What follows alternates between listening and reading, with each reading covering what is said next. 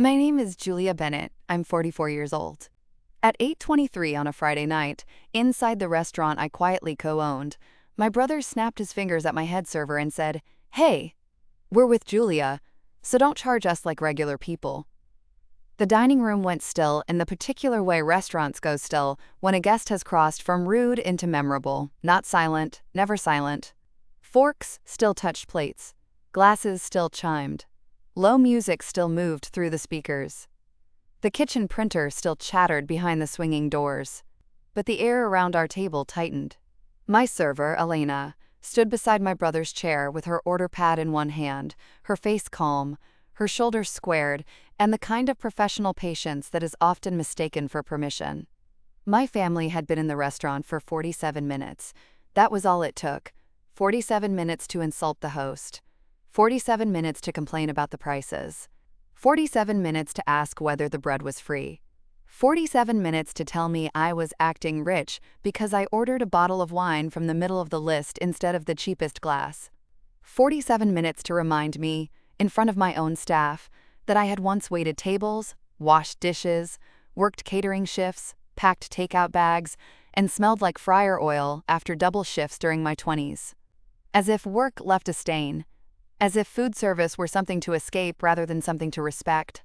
My mother, Patricia Bennett, sat across from me in a navy blouse, scanning the room with suspicion.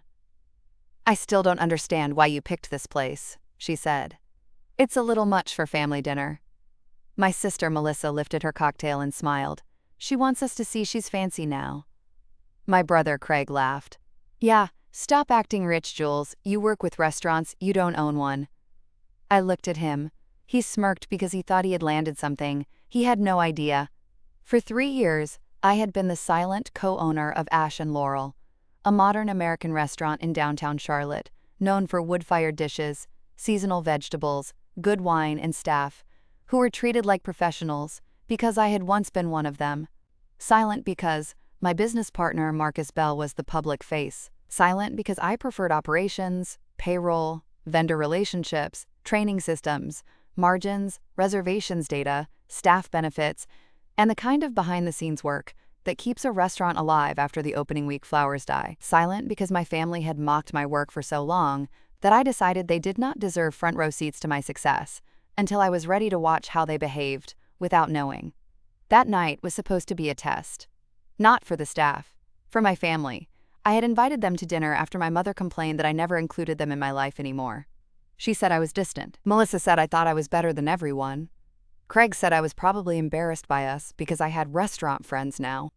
So I booked the private corner table at Ash Laurel under my name. Not owner comp, not special treatment, a normal reservation. I wanted one meal. One evening where my family could sit in a beautiful place, be kind to the people serving them, enjoy food I had helped create as a business, and maybe, just maybe, see that the years they dismissed as waitressing had become a career with weight, dignity, and ownership. Instead, Craig snapped his fingers at Elena. "We're with Julia," he repeated, louder. "She knows people here." Elena's eyes flicked to me, only for half a second. She knew exactly who I was. Everyone on staff did. But I had told them before service, treat this table like any other table. No special treatment. No announcement. No comps unless there is a real service issue. Marcus had raised an eyebrow. "Your family still doesn't know?" "No." "You sure tonight's the night?" "I'm not sure of anything." He studied me, then said, "I'll be nearby." Now he was. Standing near the host's stand, arms folded, watching Craig embarrass himself under warm pendant lights I had helped choose. Elena smiled politely. "Sir, we don't offer discounts based on knowing a guest." Craig leaned back. "Come on, it's just food." My jaw tightened. It's just food. The sentence every rude diner says before proving they do not understand labor, sourcing, skill, rent, prep, payroll, insurance, sanitation, training, or the human being standing beside them. Melissa laughed. "Craig, don't be embarrassing." Then she turned to Elena. "But seriously, if there's a family discount, we'll take it." My mother added, "Julia used to work in places like this. She knows how restaurants overcharge. I set my napkin down. Mom. What? You said your self-margins are high on wine. I said wine programs help restaurants survive because food margins are tight. She waved a hand. Same thing. It was not. It never was. Craig pointed at the menu. Also, $28 for chicken? Is it gold-plated? Elena said, still calm. It's pasture-raised chicken with smoked garlic juice, local mushrooms and… Craig interrupted. Chicken is chicken. I looked at Elena. You can give us a few minutes. She nodded. Of course. When she walked away, Craig watched her go and muttered, servers are so sensitive now. That was the moment I almost ended dinner. Almost. But I had learned patience in restaurants. Not passive patience, operational patience, the kind that waits until the ticket is complete before firing the next course. The kind that understands timing is everything. So I waited, through the appetizers they criticized and finished, through my mother asking whether the chef actually cooks or just arranges little things on plates, through Melissa taking photos of herself with the cocktail menu and captioning one, trying not to laugh at rich people portions, through Craig asking the busser if he could bring quote, real bread, not this art project, through my father saying very little, as usual, while letting everyone else turn cruelty into family humor. Then, at 9:16, after Craig loudly told Elena he expected dessert on the house because Julia brought business, Marcus walked to our table. He wore his charcoal suit, no tie, restaurant calm in human form. Good evening, he said. I'm Marcus Bell, managing partner. My mother sat straighter. Craig grinned. Finally, someone in charge. Marcus looked at him. Yes. Then he looked at me. Julia, would you like me to bring the ownership packet now? The table froze. Melissa's smile fell. My mother blinked. Craig said, the what? Marcus turned to our server. Elena, please ask Daniel to bring the folder from my office. Elena nodded once. 5 minutes later, our general manager placed a black leather folder beside my plate. Inside were the operating agreement, ownership certificate, state registration, liquor license ownership disclosure, and the signed partnership documents showing my name. Julia Bennett, 40% owner. Craig stared at the papers like they were written in another language. My mother whispered, Julia? I closed the folder gently. Then I looked at my family and said, stop acting rich, you're in my restaurant. This is that story. Before I tell you how my family learned that mocking food service is a poor choice when the woman you mocked owns the room, tell me where you are watching or listening from, and what time it is there. I always wonder who hears stories like this while remembering the moment someone embarrassed themselves by insulting the very work that built your life. And if you connect with stories about women who were dismissed, underestimated, humiliated, and quietly took their power back, like and subscribe to Ultimate Revenge. Some women do not announce success at the table. Some women let the manager bring the ownership papers. I grew up in Greensboro, North Carolina, in a family that respected hard work only when it came with the right costume. My father, Raymond Bennett, worked in insurance sales. He wore pressed shirts, kept business cards in a silver case, and believed a job looked respectable if it required office lighting and uncomfortable shoes. My mother, Patricia, worked part-time at a real estate office and full-time managing appearances. She cared deeply about what people thought, especially people who were not thinking about us at all. She called it having standards. I later understood it as fear wearing lipstick. There were 3 children. Melissa first, pretty, polished, always aware of mirrors and social ladders. Then Craig, confident, loud, average at many things but praised like a prodigy, because boys who interrupt are often mistaken for leaders. Then me, Julia, the practical one, the helper, the girl who could cook scrambled eggs at 9, pack lunches by 11, and organize the pantry because chaos made me anxious and food made sense. Food was the first place I felt competent, not fancy food, real food. Tomato sandwiches with salt and pepper, chicken soup when someone was sick, biscuits with my grandmother, pasta sauce from scratch, because canned sauce tasted metallic to me. even as a child. My grandmother, Helen, was the only person in my family who understood that food was not low work. She had run the lunch counter at a department store for 28 years. She could make meatloaf for 60, calm an angry customer, sharpen a knife, balance a register, and tell whether a pie crust needed more ice water by touching it once. She told me, feeding people is power if you don't let them treat it like servitude. I did not understand the second half until much later. The symbolic object in this story was Grandma Helen's chef knife. Not an expensive knife. A heavy, worn carbon steel knife with a dark wooden handle and a blade sharpened so many times it had lost some of its original shape. She gave it to me when I was 17, wrapped in a dish towel. My mother said, "That's a strange graduation gift."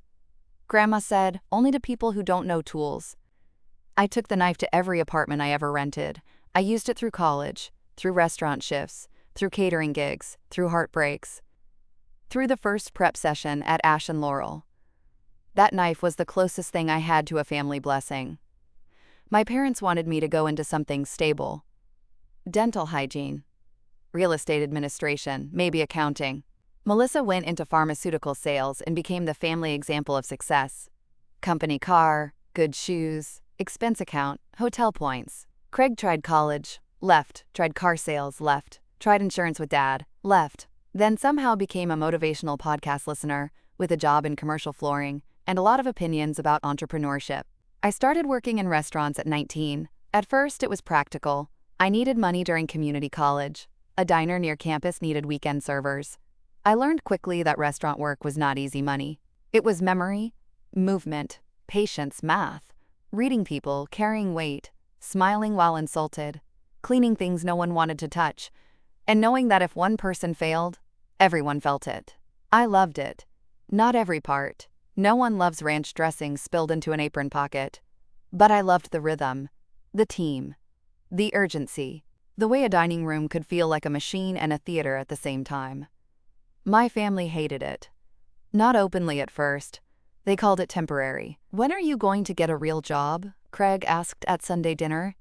"When this fake one stops paying my rent," I said. Mom sighed. "Julia, don't be defensive." I worked my way through hospitality management classes while serving, bartending, and catering.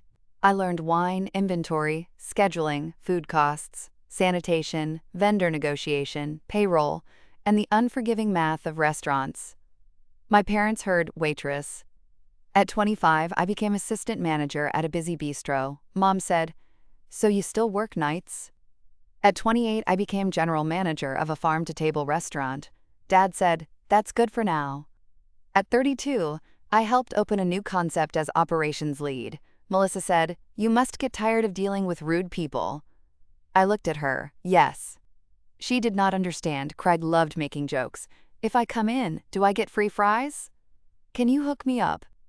You know, I've always thought restaurants are basically scams. Food costs like $5 and they charge $30. I would explain labor, rent, equipment, spoilage, utilities, insurance, taxes, credit card fees, linen service, dishwashing, prep time, and the fact that a good cook is not a vending machine. He would wave me off. "Relax, Jules. It's not that deep." People who say things are not that deep are usually standing in the shallow end because they cannot swim. The turning point of my career came when I met Marcus Bell. I was 37, managing a restaurant that looked successful from the dining room and bled money in the office. The owners cared about Instagram more than invoices. They underpaid staff, overpromised investors, and treated vendors like enemies. I kept the place alive longer than it deserved. Marcus came in as a consultant hired by one of the investors. He was calm, sharp, and had the rare restaurant brain that understood both hospitality and numbers. He had been a chef, then an operator, then a partner in 2 successful spots. He watched service for one night and knew exactly where the problems were. After closing, he found me in the office, surrounded by invoices. "You're holding this together with tape and guilt," he said. I looked up. Mostly spreadsheets and rage. He laughed. We became friends first, then collaborators. Then, 2 years later, after the disaster restaurant finally sold, Marcus asked if I wanted to build something from scratch. "Not manage," he said. "Own." I laughed because I thought he was being kind. "I don't have owner money." "You have operator value." That doesn't pay contractors. I have investors who trust me. I need a partner who can make the restaurant work after opening night. I stared at him. Why me?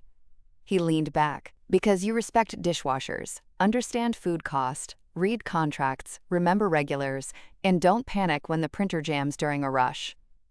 That was the best compliment anyone had ever given me. We spent 14 months building Ash and Laurel. The name came from fire and growth. Marcus handled chef partnerships, investor relations, press, and front-facing leadership. I handled operations, systems, hiring structures, training, supplier contracts, payroll design, compliance, service flow, reservation policies, staff meal, and benefits. I insisted on staff dignity from the beginning. No unpaid stages. No tolerated harassment from guests. Clear tip policies. Paid training. Family meal. Managers authorized to remove abusive customers. A service charge structure that supported back-of-house bonuses. Marcus agreed with all of it. Good restaurants are built by people who can afford to stay, I said. He put that on the wall in the office. My family knew I was involved with a restaurant opening. They did not know I owned part of it. I almost told them at first. Then Craig made a joke at Thanksgiving. So what are you now, assistant to the soup? Melissa laughed. Mom said, Craig, be nice. Be nice, not be respectful, not apologize, be nice. I decided then that my family would not get the announcement. They would get the opportunity to reveal themselves. Ash and Laurel opened quietly, then strongly. Reviews came in. Local press praised the food, the service, the atmosphere. Our staff stayed. Regulars formed. Investors relaxed. We survived year 1, which in restaurants is not survival but combat. Year 2, we became profitable. Year 3, we expanded private dining, added lunch service 2 days a week, and began planning a second location. That was when Mom complained I had become distant. You never invite us anywhere, she said. I almost laughed. I've invited you many times. To your apartment, I mean your life. My work is my life too. She sighed. Julia, you know your father doesn't like downtown restaurants, and your brother thinks places like that are pretentious. Craig thinks tablecloths are a conspiracy. Don't be sharp. What do you want, Mom? A family dinner, somewhere nice. Your treat, since you're always saying restaurants matter. There it was, your treat. I should have said no. Instead, I heard Grandma Helen in my head.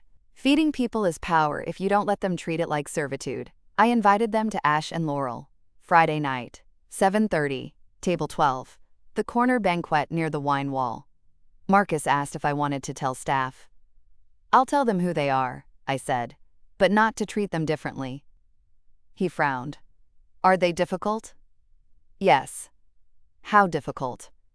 Depending on alcohol, anywhere from mildly condescending to lawsuit adjacent. He blinked. You're joking. Mostly.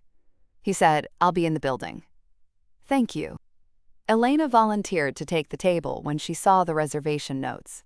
Family? She asked. Yes. Yours? Unfortunately. She grinned. I've handled investment bankers after golf outings. I can handle your brother. I said, you shouldn't have to. She shrugged. We shouldn't have to handle half of what we handle, but here we are. I looked at her. Elena, if anyone crosses a line, you tell me or Marcus. I know. That mattered. Because the old Julia would have absorbed my family's behavior to keep peace. Owner Julia had policies. They arrived late, of course. Mom and Dad first. Mom walked in, looked around, and whispered, Oh, this is nicer than I expected. Dad said, parking was ridiculous. There was a garage half a block away. Melissa arrived next, wearing a black jumpsuit and the expression of someone assessing whether the lighting was good enough for photos. Her husband could not come. She said it as if that was unfortunate for us. Craig arrived last with his girlfriend Tara, who seemed sweet and embarrassed before anyone had done anything. The host, Jamal, greeted them warmly. Welcome to Ash and Laurel. Your table is ready. Craig looked at him. Do we check coats here or just carry our own stuff like peasants? Jamal smiled professionally. We'd be happy to take your coats. I watched from the bar. Strike one. At the table, Mom immediately asked if there was normal iced tea. Melissa photographed the menu. Craig flipped it over like it might have coupons on the back. $22 for cauliflower, he said. It's an appetizer, I replied. It's cauliflower. It's roasted with sorghum glaze, whipped feta, and toasted hazelnuts. He stared. Like I said. Tara said softly, It sounds good. Craig waved her off. Dad looked at the wine list. Do they have beer? Yes, Dad. Regular beer? Yes. Melissa leaned toward me. So, do you know the owner? I said, yes. She smiled. Maybe he can give us something special. I looked at her. Why? Because you brought us. I made a reservation. She laughed. Same thing. It was not. Elena came to the table, introduced herself, and explained the specials. She was flawless. Warm, clear, knowledgeable. Craig interrupted twice. Mom asked whether the trout was too fishy. Dad asked if the steak came with enough food to count as dinner. Melissa asked which cocktail would photograph best. Tara apologized with her eyes. I ordered the wine, a Willamette Valley Pinot Noir, beautiful but not outrageous. Mom raised her eyebrows. Are we celebrating something? Dinner together. Craig looked at the bottle price and whistled. Stop acting rich, Jules. Melissa laughed. Right, she's been around fancy restaurants too long. I poured myself water. I work in hospitality. That does not mean I'm pretending. Craig leaned back. Come on, you know what we mean. Yes, I said. I do. They did not hear the warning. The appetizers came. They ate everything, then criticized portions. The entrees came. They ate those too. Craig complained his steak was not hot enough after letting it sit for 10 minutes while he took a call. Elena offered to have it warmed or replaced. He said, No, just tell the kitchen they almost got it right. I looked at him. Craig. What? Don't insult the kitchen. He laughed. They can't hear me. They can. He rolled his eyes. So sensitive. I thought of the line cooks on hour 9 of service, the prep cook who had arrived at 8 that morning, the dishwasher whose hands were always cracked from sanitizer, the sous chef managing tickets like air traffic control. They could hear more than people realized. Restaurants have walls, but they also have memory. The snapping happened before dessert. Craig had consumed 2 cocktails and half the wine he claimed was overpriced. Elena came to ask whether we wanted coffee or dessert. He snapped his fingers. Hey, we're with Julia, so don't charge us like regular people. Everything stopped. Then continued. Elena held. I gave her permission to step away. She did. Marcus came over. Ownership packet. Papers. My name. The reveal. Stop acting rich. You're in my restaurant. The table sat frozen. Craig looked from me to Marcus. You own this place? Part of it. Melissa whispered. How much of it? Enough. Marcus said, 40% to be precise. I almost smiled. Mom stared at me. Why didn't you tell us? I looked around the table. Because I wanted to see how you treated the place when you thought it belonged to someone else. No one spoke, I continued. You insulted the host, mocked the menu, demanded discounts, criticized staff, suggested the kitchen was overcharging you, snapped at my server, and repeatedly made jokes about me working in food service. Craig's face reddened. I was joking. Elena did not laugh. He looked toward her station. She was not there. Good. Mom said softly, Julia, we didn't know. I looked at her. That staff deserved respect before you knew I owned the restaurant. Dad cleared his throat. That's fair. Everyone turned to him, surprised. Even me. Dad looked uncomfortable but continued. We behaved badly. Mom looked wounded. Raymond. No, he said. We did. Craig scoffed. Dad, come on. Dad looked at him. You snapped at a woman doing her job. Craig's mouth opened. Closed. Tara looked down at her lap, relieved someone had said it. Marcus remained beside the table. Not looming. Present. I opened the folder and turned to the conduct policy attached to our reservation system for private and high-touch bookings. At Ash and Laurel, I said, "We reserve the right to refuse discounts, remove abusive guests, and protect staff from mistreatment." Melissa blinked. "Are you kicking us out?" "Not if you behave for the rest of the meal." Craig laughed. "That's ridiculous." Marcus said, "Mr. Bennett, I can bring your check immediately if that is your preference." Craig looked at him. For the first time that night, my brother understood someone else had authority. I need to pause here for a second. If you have ever watched your family disrespect the work that built you, you know exactly what that table felt like. It was not about needing applause. It was about watching people reveal what they think of servers, cooks, hosts, dishwashers, and you, when they believe there are no consequences. If this story is hitting close to home, leave a comment and tell me what work people mocked before they needed the results. And if you have not already, subscribe to Ultimate Revenge. The quiet part is over. Dinner did not recover. That was fine. Not every meal deserves saving. Marcus had the staff prepare dessert anyway because Elena had already entered it before Craig's comment. I told her to remove it from the table plan. "No," she said quietly. "Let them pay for it." I loved her. Dessert arrived. No candles, no flourish. Just excellent food, and the kind of service that made their behavior look even worse by contrast. The check came. Full price. Automatic gratuity added for the table size. Craig picked it up first. "Seriously?" I held out my hand. "I invited you, so I plan to pay, but after how you treated my staff, everyone pays their own share." Mom gasped. "Julia!" "No." I took the check from Craig and placed it in the center of the table. "Separate cards are fine. Elena will not split complaints." Melissa looked furious. "You invited us. And you humiliated me in my own restaurant. You hid that from us." "I hid nothing that would have changed your obligation to be decent."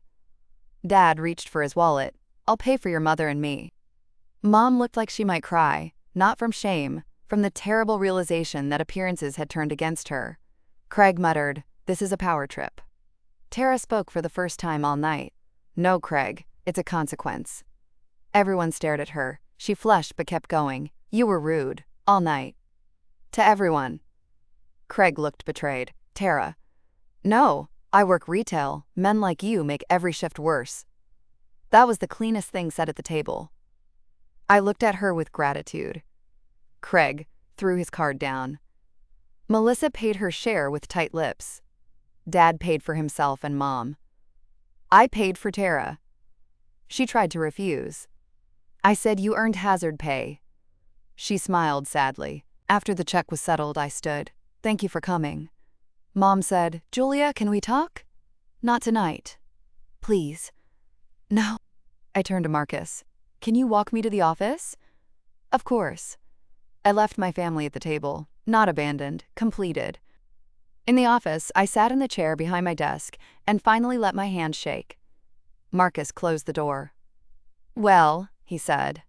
I laughed once, then cried. Not the delicate kind, the exhausted kind. He handed me a clean kitchen towel, because restaurants do not always have tissues, but they always have towels. "I'm sorry," he said. "They were worse than I expected." He leaned against the desk. "No, they were exactly what you expected. That's why you told me to stay close." I wiped my face. "That's depressing." "That's data." I laughed through tears. Only restaurant people could make trauma operational. Elena knocked 20 minutes later. "Can I come in?" "Yes." She stepped inside, no longer carrying server calm, just herself. "I'm sorry they treated you like that." I shook my head. "I'm sorry they treated you like that." She shrugged. "It happens." "It shouldn't." "No." I looked at her. "The gratuity stays. Also, add a bonus to tonight's service pool for my owner draw." She smiled faintly. "You don't have to pay us because your family was awful." "I'm not paying guilt. I'm recognizing labor." She nodded. "Then thank you." After everyone left, I walked through the dining room. Table 12 had been reset. Fresh linen. Clean glasses. No trace. That is the mercy and cruelty of restaurants. Every night resets, even when people don't. The next morning, my mother called 7 times. I did not answer. Craig texted. You embarrassed us in front of strangers. I replied, You embarrassed yourselves in front of my employees. Melissa wrote, You should have told us before dinner. This feels like a setup.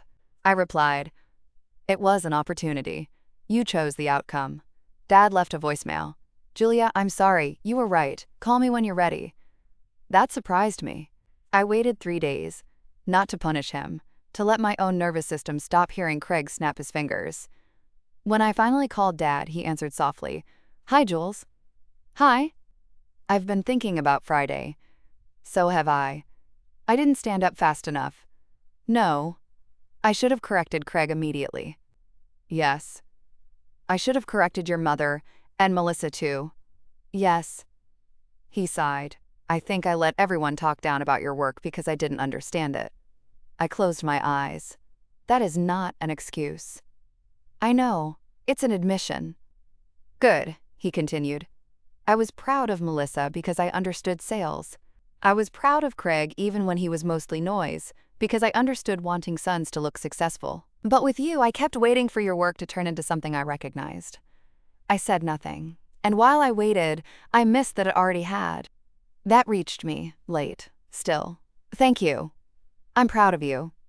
My throat tightened. Dad. I should have said it before there were ownership papers on a table. Yes. I'm saying it now anyway. I accepted that, carefully.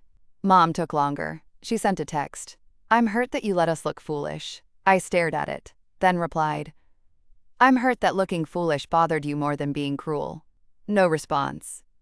For a week.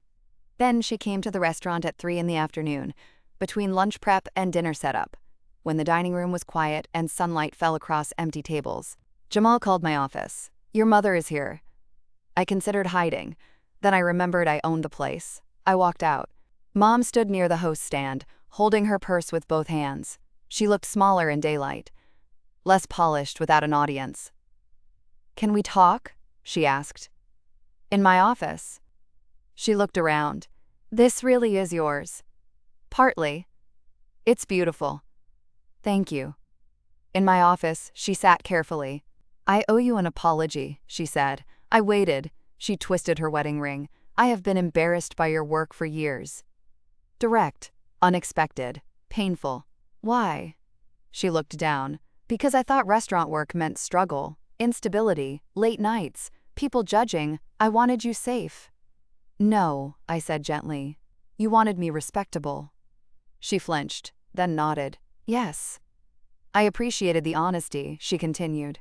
When you invited us here, I thought you were showing off. I didn't understand you were showing us your life. I was. And we behaved terribly. Yes. Her eyes filled. I'm sorry for saying you were acting rich. I'm sorry for letting Craig mock you. I'm sorry for treating food service like something beneath us. And I am sorry for not seeing that you built something extraordinary. That apology had weight. I nodded. Thank you. She looked toward the door. Can I apologize to Elena?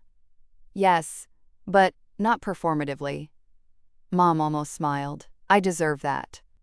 I brought Elena in only after asking if she was comfortable. Mom stood. Elena, I owe you an apology. I was rude and dismissive when you were doing your job with professionalism. My family behaved badly, and I contributed to that. I am sorry. Elena looked at her. Thank you. No hug, no comfort. Perfect. Craig did not apologize, at least not immediately. He posted something vague online about people letting success go to their head. Tara commented. Or people facing consequences for being rude to servers. The post disappeared. 2 weeks later, Tara broke up with him. I sent her a gift card to a spa. She sent me a thank you note that said, Best meal and best breakup catalyst of my life. Craig came around only after Dad refused to let the family move on. At Sunday dinner, apparently, Mom tried to say everyone should put the restaurant thing behind them. Dad said, not until Craig apologizes to his sister. Craig stormed out, then texted me later. Can we talk? I agreed to meet at a coffee shop. Public, no service staff for him to abuse. He arrived in a baseball cap, looking tired.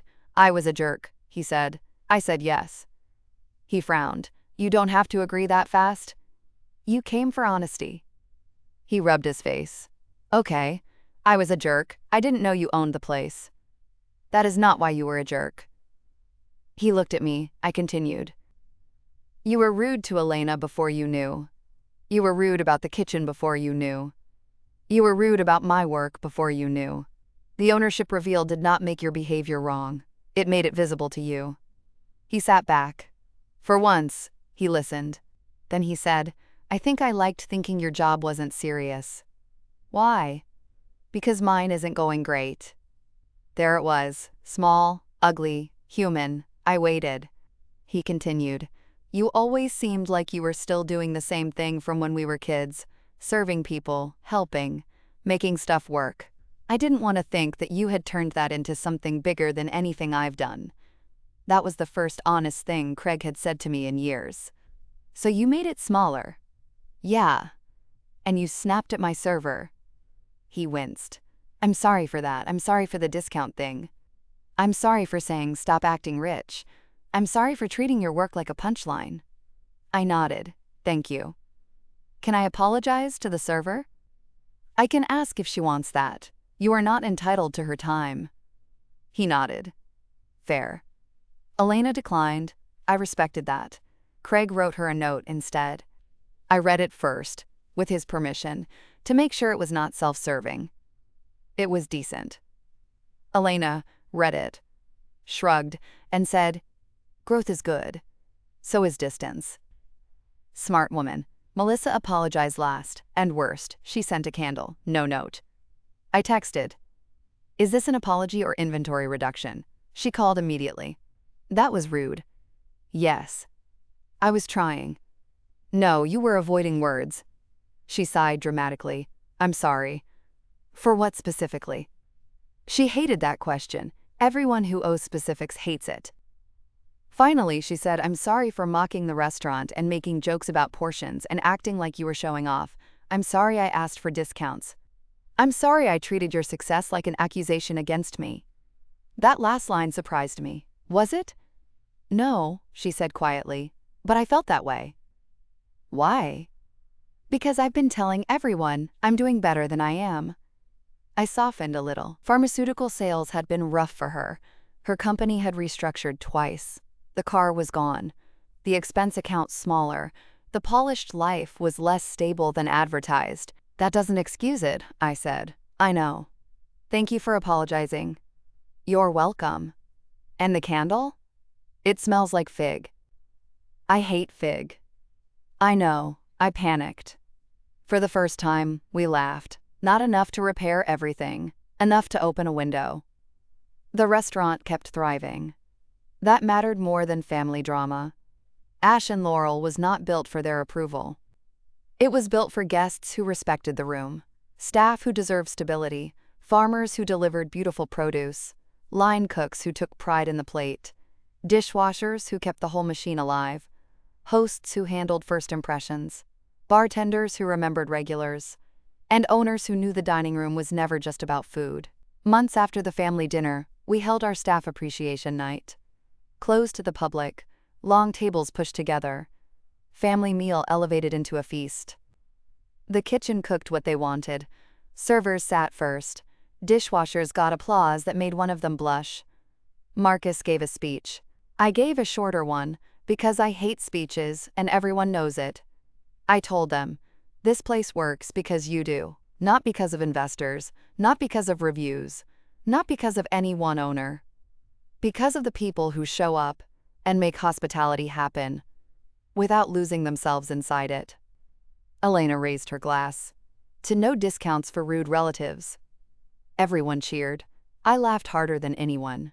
Grandma Helen's chef knife hangs now in a shadow box in my office, blade cleaned, handle worn, dish towel folded behind it. Under it, I placed a small brass plaque. Tools are not strange gifts. People ask about it sometimes. I tell them my grandmother knew before anyone else that food work was real work. 1 year after the dinner, my parents came back to Ash and Laurel. Just them. They made a reservation under their own name. They dressed nicely. They greeted Jamal politely. They asked for Elena's section, and when told she was off that night, they said they hoped she was enjoying her evening. They ordered without complaining. Dad asked thoughtful questions about the menu. Mom complimented the service. They paid full price. Tipped well. After dinner, Dad asked if I would show them the kitchen. I did. Not during rush. Before service, with permission. Mom watched the prep cooks break down vegetables. The pastry assistant pipe something delicate. The sous chef check sauces. The dishwasher organize racks. The line cooks move with quiet focus. She whispered, "I had no idea." I said, "I know." She touched my arm. "I'm sorry I didn't want to know." That was better than I expected. Craig has not returned to the restaurant. Good. Melissa came once with a client and behaved beautifully, then texted afterward. "Your staff is scary good," I replied. "Yes." She wrote, "I tipped 30%. I replied, "Growth." She sent a laughing emoji. That is where we are, not transformed into a perfect family. No one becomes perfect because papers came out at dinner. But the language changed. No one says I still work in restaurants like I missed some exit ramp. No one asks for free fries. No one jokes about food being easy. And when Craig once started to say, "Julia knows people in restaurants," Dad interrupted and said, "Julia owns one." Small correction, large repair. The final lesson is not that ownership is the only way food service becomes respectable. That is important. I was worthy of respect when I was a server. When I was a bartender. When I was a catering assistant carrying trays until my shoulders burned. When I was a manager cleaning a bathroom because a guest had too much wine and too little aim. When I was underpaid, overworked, and still showing up. Ownership did not make the work respectable. It made my family finally notice what they should have respected all along. My family told me to stop acting rich at my own restaurant. Then the manager brought me the ownership papers. And when Craig saw my name on the operating agreement, when my mother realized the staff she dismissed worked for a place I helped build, when the check came without discounts, the old joke finally ended. I was not pretending. I was not acting rich. I was standing inside the life I built from the work they mocked. Thank you for staying with me through this story. I know some of you have had your jobs dismissed because they involved service, food, retail, cleaning, caregiving, hospitality, or any work people benefit from, while pretending not to respect. If Julia's story reached you, I hope you remember that dignity does not come from a title, a suit, or ownership papers. It comes from the work itself and the way you refuse to let others degrade it. Keep building, keep receipts, keep your standards. And when people embarrass themselves in the room you own, let the manager bring the folder. Subscribe to Ultimate Revenge for more stories about quiet women, family betrayal, silent comebacks, and the moment the paperwork finally speaks louder than the insult. So tell me, if your family mocked your food service career, insulted the staff, demanded discounts, and told you to stop acting rich inside the restaurant you secretly co-owned, would you comp their meal for peace? Or would you let them pay full price after seeing your name on the ownership papers?